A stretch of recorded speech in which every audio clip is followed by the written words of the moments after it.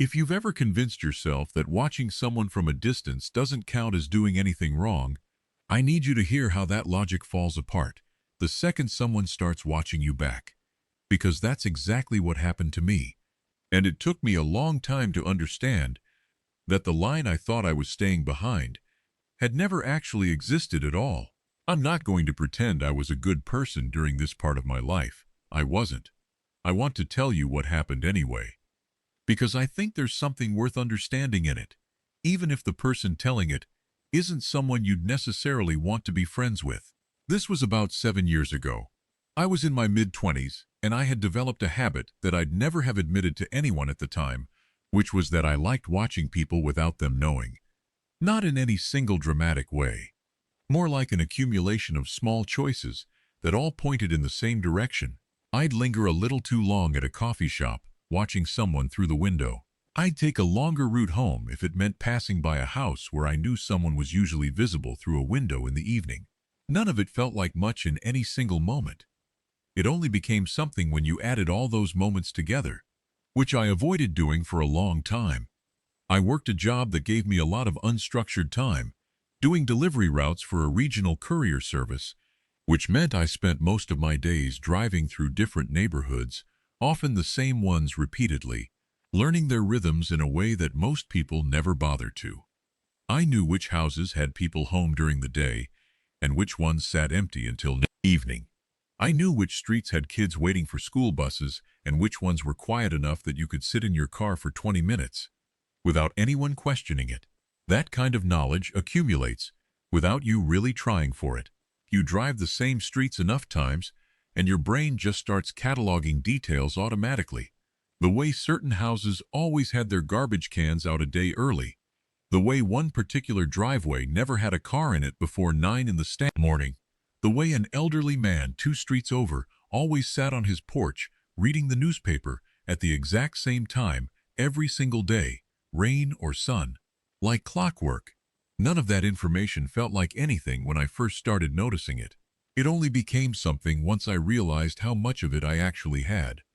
How thoroughly I had mapped out the private rhythms of people who had no idea they were being mapped at all. I want to be honest about something. I never did anything beyond watching. I never approached anyone. Never followed anyone home. Never did anything that crossed into a category that would have any kind of legal weight to it. I told myself that distinction mattered a lot at the time. I'm less convinced of that now. But back then, it was the thing that let me keep doing what I was doing without feeling like I needed to stop. There was one street in particular, on the edge of a quiet residential neighborhood, where I'd started spending more time than made any sense for my actual job. There was a woman who lived there, lived alone as far as I could tell, who had a habit of sitting on her front porch most evenings with a book and a cup of tea, completely unaware that a delivery driver who had no packages left for that street had started parking a block away just to watch her for 10 or 15 minutes most days. I knew small things about her that I had no business knowing. The way she always finished whatever was in her cup before going inside, never leaving it half full on the small table beside her chair. The specific worn paperback she seemed to be working through slowly over the course of weeks, the cover too far away for me to ever read the title, but distinctive enough in its faded orange color that I recognized it every time.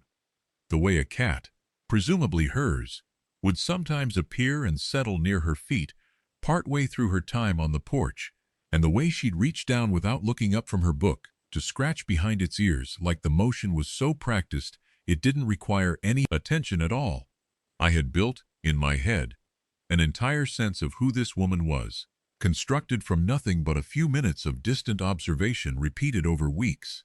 And the unsettling part, the part I didn't let myself examine closely at the time, was how much I had started to feel like I actually knew her. I'm not proud of saying any of that. I'm saying it because what happened next doesn't make sense without it. About 3 weeks into this particular habit, I started noticing a car, not on her street specifically, but on the block where I usually parked to watch her from a distance. An older sedan, parked in roughly the same spot every time I showed up, regardless of what day or time it was. I didn't think much of it initially, Cars get parked in spots near other people's houses all the time, especially on a block with limited driveway space. It was the fourth or fifth time I noticed it that something shifted in how I was paying attention to it.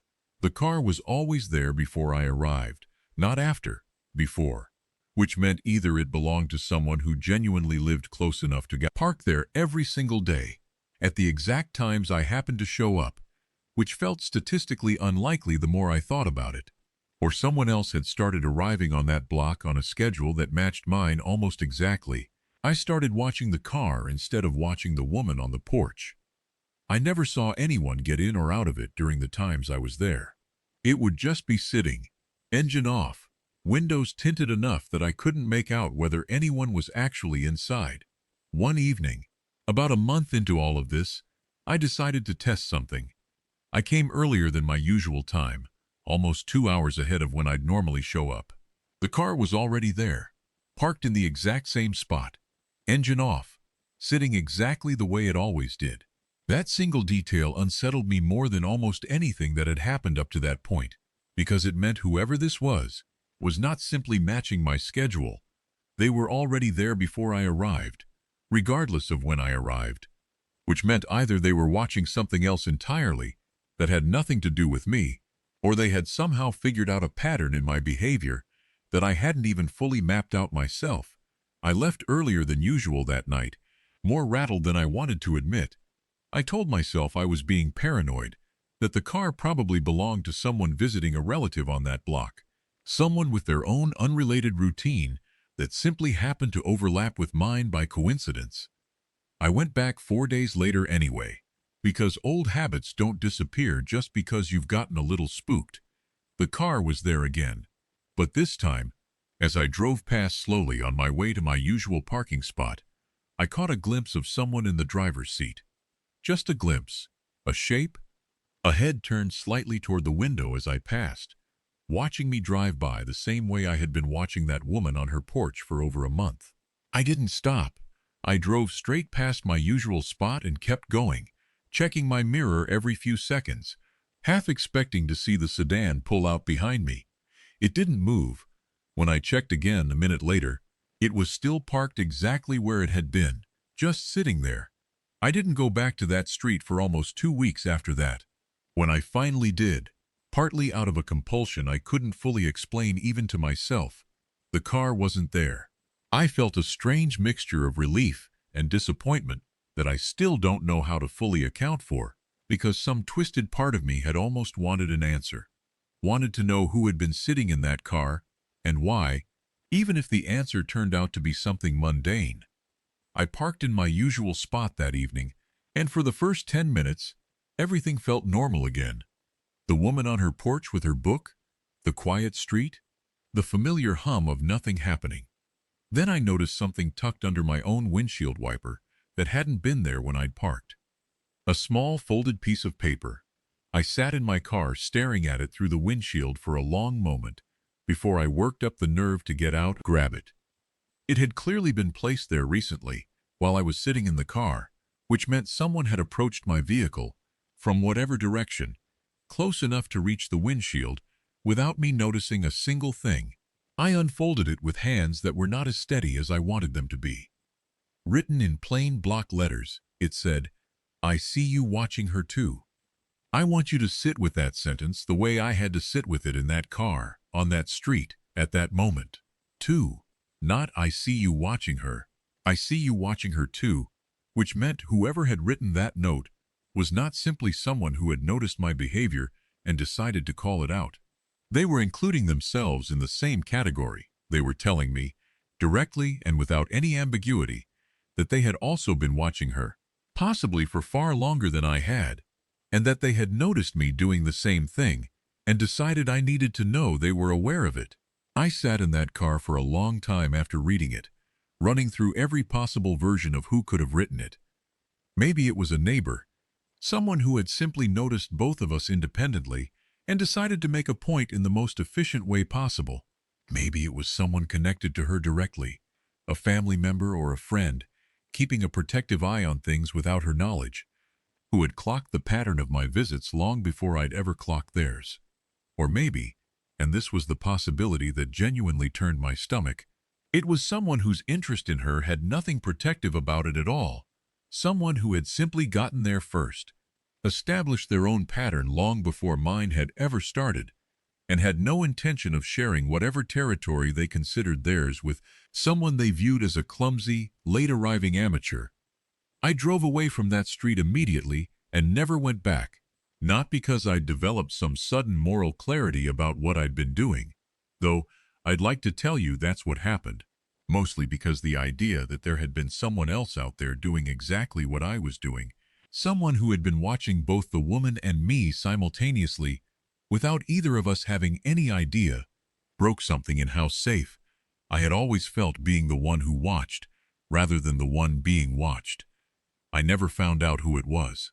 I never went back to check on that street again, not even out of curiosity, which tells you something about how thoroughly that note had managed to undo months of careless habit in a single sentence. I think about that woman sometimes, the one on the porch with her book, completely unaware that for at least a month, possibly far longer, given how established that other car's routine seemed to be, she had been watched by at least two people without ever knowing either of us existed. The second story is one that I've thought about constantly since it happened, mostly because of how close it came to ending very differently than it did. I was involved, during a stretch of my late 20s, in something I'm going to describe carefully, because I don't want to give away details that could identify anyone involved. I had fallen into a pattern of using access I had through a part-time maintenance job at apartment complex to let myself into units when the residents weren't home. Not to take anything of significant value, mostly just to be inside spaces that weren't mine, to look through people's things, to understand who they were through the small details they left lying around. I know exactly how that sounds. I'm not going to soften it. I had a master key that came with the job, intended strictly for maintenance emergencies, plumbing issues, electrical problems, things that legitimately required entry when a tenant wasn't present. I used it for those purposes plenty of times, the way I was supposed to. But I also used it for things that had nothing to do with my actual job, letting myself into units during the day when I knew the tenant was at work, spending 20 or 30 minutes just being there before letting myself back out and locking up exactly the way I'd found it. I'd developed a kind of ritual around it without ever calling it that in my own head. I'd start in the living room, taking in whatever was on display, the books on a shelf, the photos on a wall, the particular arrangement of furniture that told you something about how a person actually lived versus how they wanted visitors to think they lived. I'd move through slowly, never touching anything I didn't put back in the exact position I'd found it, always glancing at the clock to make sure I had a comfortable buffer before anyone might realistically return. There was a specific kind of quiet in those apartments that I had started to crave in a way I genuinely didn't understand at the time and still only partially understand now. Not the quiet of an empty room, the quiet of a room that was supposed to have someone in it and didn't. The particular stillness of disrupted absence. I did this with maybe a dozen different units over several months, always careful, always making sure nothing looked disturbed when I left. I told myself the carefulness made it less wrong somehow, which I recognize now as exactly the kind of thinking that lets people convince themselves they're not really doing the thing they're very clearly doing. There was one unit in particular, belonging to a man who worked long hours and was reliably gone from early morning until well into the evening, that I'd let myself into more often than any of the others, simply because the window of opportunity was so wide and consistent. I'd been in there probably 6 or 7 times over 2 months, never taking anything, never leaving any obvious trace, just existing in someone else's space for a little while before disappearing again. His apartment had a particular character to it that I'd grown almost familiar with over those visits. A small collection of records stacked beside an old turntable in the corner of the living room, the kind of setup that suggested someone who actually cared about the ritual of listening to music, rather than just having it on in the background. A few framed photographs on a side table, people I assumed were family, though I never let myself examine them closely enough to construct any real story around them, Some last vestige of boundary I apparently still maintained even while breaking every other one. The apartment always smelled faintly of coffee, like he brewed a pot every morning before leaving, and the smell simply lingered in the air for the rest of the day. I noticed these things the way you notice details about someone you've never actually met, building an impression of a stranger entirely out of the objects they leave behind. The seventh time I let myself in, something felt different the moment I stepped inside, though I couldn't immediately place what it was. The apartment looked the same as it always did, nothing visibly rearranged, but there was a feeling in the air that I want to describe as a kind of pressure, the sense that the space wasn't quite as empty as I'd assumed it would be. I walked through the main room slowly, more cautious than I'd been on any previous visit, and it was in the bedroom that I found it. Sitting on the neatly made bed, placed deliberately in the center, where it would be impossible to miss, was a single key. Not his key, not any key I recognized from the building's standard set. Just a small brass key, sitting there with nothing else around it. No note, no explanation, just present in a way that made it immediately, unmistakably clear that someone wanted me to see it. I stood in that bedroom for what felt like a very long time, staring at that key, trying to work out what it meant and how it had gotten there. The apartment had been locked when I let myself in, the same as always. No signs of forced entry, which meant either the tenant had left it there himself, for reasons that made no sense, given that he had no idea anyone was coming into his apartment when he wasn't there, or someone else, someone who did know what I'd been doing, had gotten into that apartment before me and left it specifically for me to find. I picked it up at one point, turned it over in my fingers, looking for any kind of marking or engraving that might tell me what it actually opened, where it belonged, who it had come from. There was nothing. No tag, no number, no distinguishing feature beyond being an ordinary brass key that could have belonged to absolutely anything. That blankness was almost worse than if it had come with some kind of label, because a label would have at least given me a direction to think in. Instead, I just had an object, deliberately placed, completely unexplained, and the growing certainty that whoever left it had wanted exactly that effect, wanted me standing in that bedroom turning a meaningless key over in my hands while my mind raced through possibilities that led nowhere solid. I left immediately without touching anything else, locked the door behind me exactly the way I always did, and spent the rest of that day in a state of low-grade panic that I couldn't fully shake. I went over every possibility I could think of. Maybe the tenant had installed some kind of hidden camera and had simply left the key as a message that he knew, choosing not to confront me directly, but instead to let me know I'd been caught in the quietest, most unsettling way possible. Maybe a coworker at the maintenance job had figured out what I was doing and decided to send a message of their own rather than reporting me outright. Maybe it was something else entirely that I had no framework for understanding. I didn't go back into that unit again. I didn't go back into any unit again, actually. Not after that. Whatever nerve had allowed me to keep doing this for months evaporated completely the moment I saw that key sitting alone on an otherwise undisturbed bed.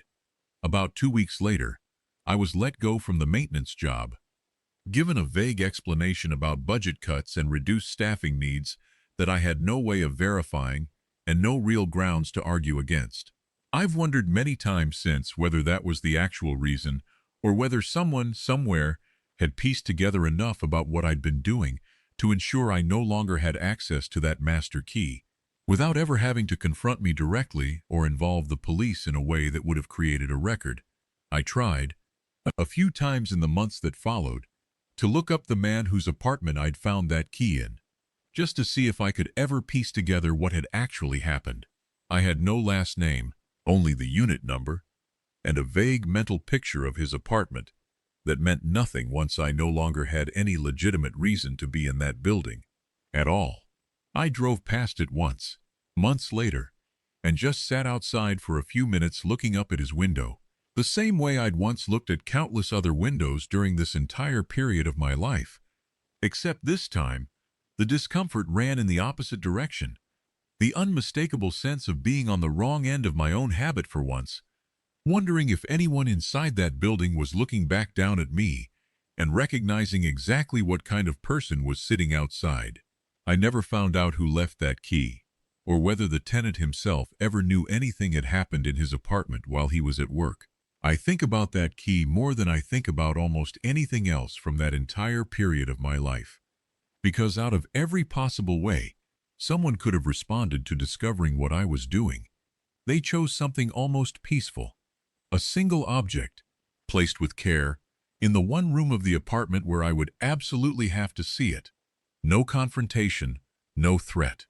Just proof that I had been seen, and a quiet invitation to stop on my own before anyone made me. The third story is shorter than the other two, but it's the one that ended things for me completely, in a way the previous two situations never quite managed to. By this point I was nearing 30, and the things I'm describing in this story were part of a pattern that had been building for years, not declining the way you might hope a person would naturally grow out of this kind of behavior. I had started, over the previous year, paying closer attention to a specific apartment building near where I lived, mostly because of a woman who lived on the third floor whose blinds were rarely fully closed, which meant from a certain angle, on a certain stretch of sidewalk across the street, you could see directly into her living room most evenings. I told myself a lot of small justifications during that year, the kind that feel airtight in the moment and embarrassingly thin in hindsight. It's a public sidewalk. Anyone could see in if they happen to look up. I'm not doing anything different than what any pedestrian could technically do. Every one of those justifications relied on a very specific kind of dishonesty, the kind where you focus entirely on what's technically permitted and refuse to look at the actual pattern of your own behavior, the deliberate timing, the repeated route, the slowing pace, none of which any random pedestrian would naturally do without a reason. I'd walk that stretch of sidewalk several times a week, always at roughly the same time, always slowing my pace as I passed beneath her window, never stopping outright, never doing anything that would have looked unusual to anyone glancing over, just a person walking, except that I was walking the same route at the same time, for the same reason, far more often than any innocent routine would require. This went on for close to 4 months. I want to be honest that during that time, I never once considered what I was doing from her perspective. I thought about it entirely from my own, as something low risk, easily deniable, technically legal as far as I understood it, simply walking down a public sidewalk that happened to pass beneath a window. The night this ended, I was walking that same route at my usual time, and as I approached her building, I noticed something different about her window. The blinds, which were almost always left slightly open, were instead pulled completely shut, with a single sheet of paper taped directly to the inside of the glass, facing outward, clearly meant to be read by anyone looking up from the sidewalk below. It said, in handwriting large enough to read clearly from the street, "I know when you walk by." I stopped walking entirely. I stood on that sidewalk for what felt like an impossibly long time, staring up at that sign, trying to process what it meant and how long she had known. How many of those 4 months she had actually been aware of exactly what I was doing. Every single time I passed beneath her window, thinking I was invisible, I never walked that route again. Not the next day, not ever. I changed my entire path home, adding nearly 15 minutes to what had once been a simple, direct walk, just to avoid that block entirely. For weeks afterward, I found myself replaying every single evening I'd walked that route, trying to recall any detail that might tell me when exactly she had first noticed, whether it had been right from the start or only after some specific evening when I'd lingered a beat too long beneath her window. I went over the sign itself in my memory again and again, the particular slant of the handwriting, the way the paper had curled slightly at one corner, like it had been taped up in a hurry, the fact that she had chosen to write it herself, rather than simply calling the police or confronting me directly on the street. That choice, more than anything else, told me she had thought about this, had decided exactly how she wanted to handle it, and had landed on something that would hit harder than any direct accusation ever could. About a week later, I happened to see a police car parked outside that same building one evening as I drove past on a different street, close enough to glance over without it being obvious I was looking. I don't know if it had anything to do with me, or with something else entirely unrelated to anything I'd ever done. I never found out. I never tried to find out. Because by that point, I think some part of me had finally accepted that I didn't actually want an answer. I just wanted to be far enough away that it stopped mattering whether there was one. That sign in the window is the thing that finally made all of it land in a way nothing before it had managed to. Not the car on the other street. Not the key on the bed. This one specific sentence, written in plain handwriting and taped facing outward for the entire world to see, daring anyone who walked by to read it and understand exactly what it meant. I know when you walk by. 4 words that ended a habit I had spent years convincing myself was harmless. The moment I finally understood, in the clearest terms anyone had ever given me, that it had never been invisible at all. I think about all 3 of these moments together sometimes. The note on the windshield, the key on the bed, the sign in the window, and what strikes me most is how different they were in tone, and yet how completely each one accomplished the exact same thing. None of them involved a confrontation. None of them involved police, or shouting, or anything that would have given me a clean villain to point to and feel justified being afraid of. Each one was quiet, deliberate, and entirely effective. A message delivered by someone who clearly understood that the most unsettling thing you can tell a person who thinks they're invisible is simply that they aren't, and then walk away without ever telling them anything more than that. I don't know who any of those people were. I never will. But I've thought, more than once, about how strange it is that the very thing I spent years doing to other people, watching quietly, learning their patterns, letting them feel a false sense of being unseen, was eventually done back to me with far more precision and far more restraint than I had ever managed to show toward anyone else. Whoever they were, they understood something about quiet observation that I never fully did until it was used against me. They knew that you don't need to threaten someone to make them stop. You just need to make them understand that they were seen the entire time.